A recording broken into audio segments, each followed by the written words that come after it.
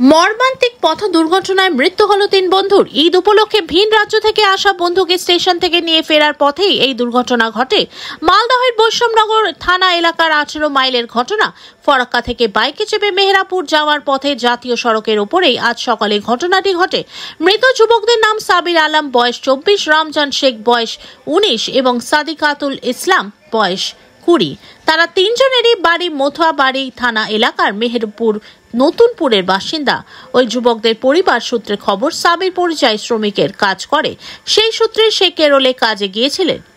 সামনে ঈদ, তাই গত 3 দিন আগে সে ট্রেনে চেপে বাড়ি ফেরার জন্য আজ সকালে তার 2 বন্ধু একটি বাইক নিয়ে ফারাক্কা স্টেশন থেকে আনতে যায়, কিন্তু বাড়ি ফেরার পথে একটি লরি তাদের ধাক্কা মারে। ঘটনাস্থলে মৃত্যু হয় 3 জনের। ঘটনার জেরে ঈদের আগেই শোকের ছায়া নেমে এসেছে গোটা এলাকায়। বোম্বাই থেকে কেরালার কাজ করে বাড়ি আসছিল। রাতে মেহেরাপুর থেকে 2 জন আনতে গেছিল ফারাক্কা থেকে আসার সময় দুর্ঘটনাটা ঘটেছে। কয়জন ছিল ওরা? 3 জন ছিল। আচ্ছা, তারা সব বন্ধু? হ্যাঁ, 3টাই বন্ধু। আচ্ছা, কখন ঘটনাটা ঘটেছে? ঘরে মোটামুটি 7টা, 6টা-7টা।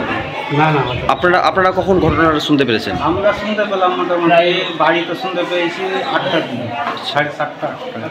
আচ্ছা, কি শুনেছিলেন? যে সাবির অ্যাক্সিডেন্ট হয়ে গেল। কিসের সাথে অ্যাক্সিডেন্ট হয়েছিল? গাড়িতে, বাইকে আর গাড়িতে। কোন গাড়ি ছিল? কার্গো গাড়ি ছিল। আপনার নাম? আমার নাম রিন্টু শেখ। কার আত্মীয় আপনি? সাবিরের।